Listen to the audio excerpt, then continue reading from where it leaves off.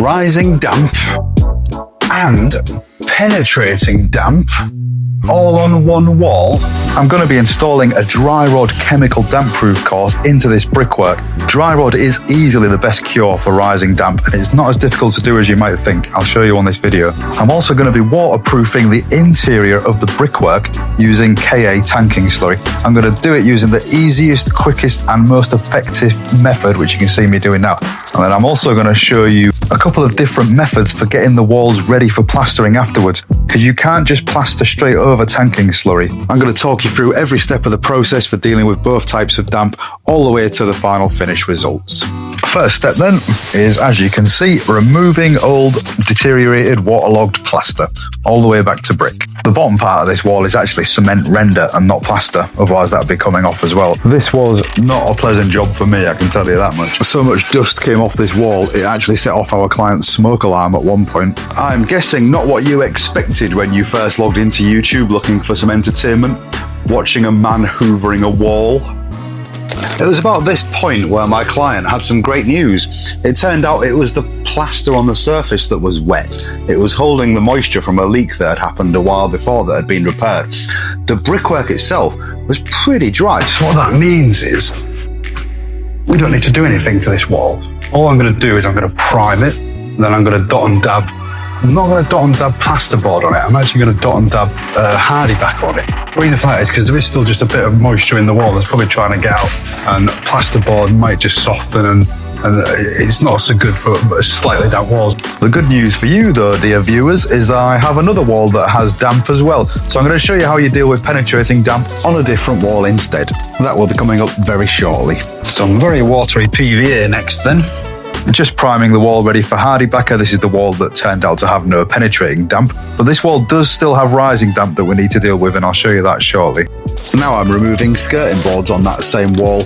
I'm going to put a chemical damp-proof course into the base of this wall just to stop the moisture rising up, because there's definitely rising damp here. To do that though, I'm going to have to remove this render first so I can actually access the brickwork and the mortar lines.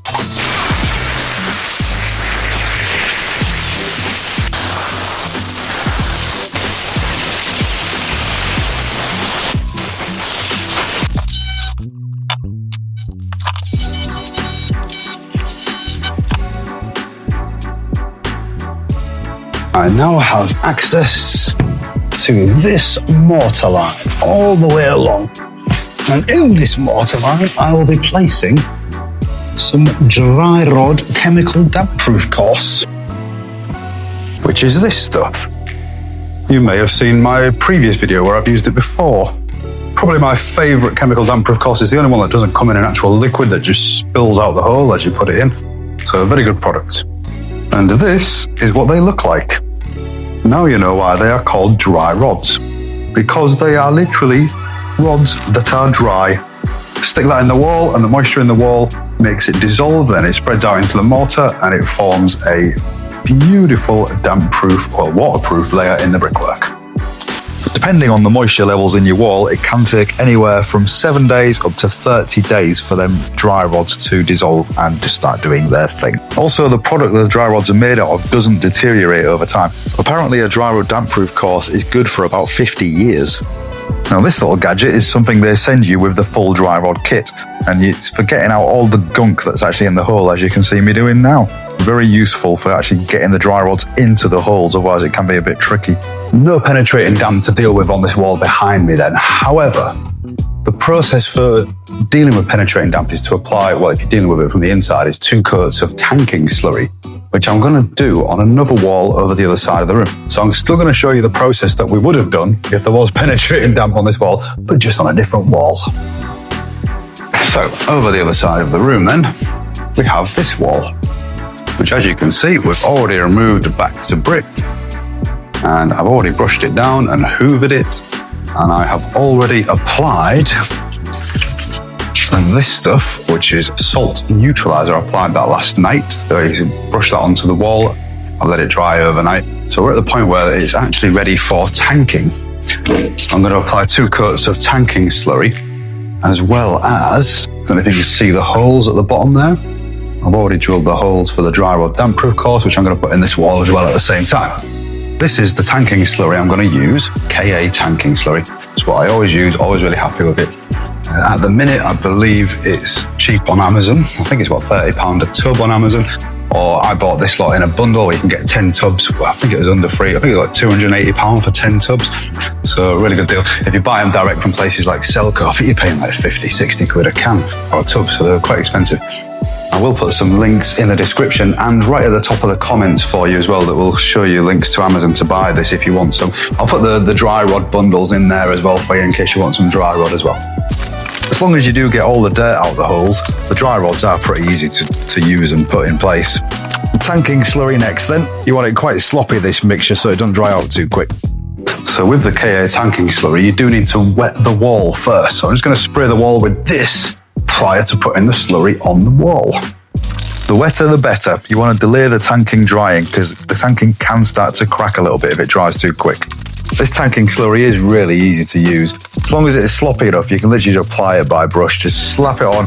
You do it crossways on the first coat, and then you do it up and down on the second coat, so you're going in two different directions with it. The second coat will be done tomorrow, so after a bit of drying time. One thing with the KA slurry is if it starts drying out too quick, it starts developing cracks. You know, the hairline cracks are developing in the first coat. It does happen quite frequently. So what I generally do is I generally go around and wet it again after about half an hour, 45 minutes and brush over it again, just with water, just to delay the drying time a little bit, which seems to work really well. So I'm going to do just that. While you're doing this, the hairline cracks that have already appeared do get refilled up at the same time, so it's definitely worth doing. The next job, as I mentioned previously, is fitting this stuff. I'm going to stick it to the brick using drywall adhesive, dot and dab method, just dots of adhesive, squish it on, make it level, done. HardieBacker is a bit harder to work with than plasterboard. So if your wall is perfectly dry and you're doing dot and dab, just use plasterboard, it's easier. I'm only using HardieBacker just because there is a very slight bit of moisture still in this wall. Drywall adhesive next then. This is the product we use for sticking the HardieBacker to the wall. Get it mixed, get it splatted on the wall and squish the HardieBacker on. It is worth talking a little bit more about the drywall adhesive itself. This is a gypsum-based drywall adhesive. Generally, a gypsum-based product like this is a bit of a no-no on wet or damp walls.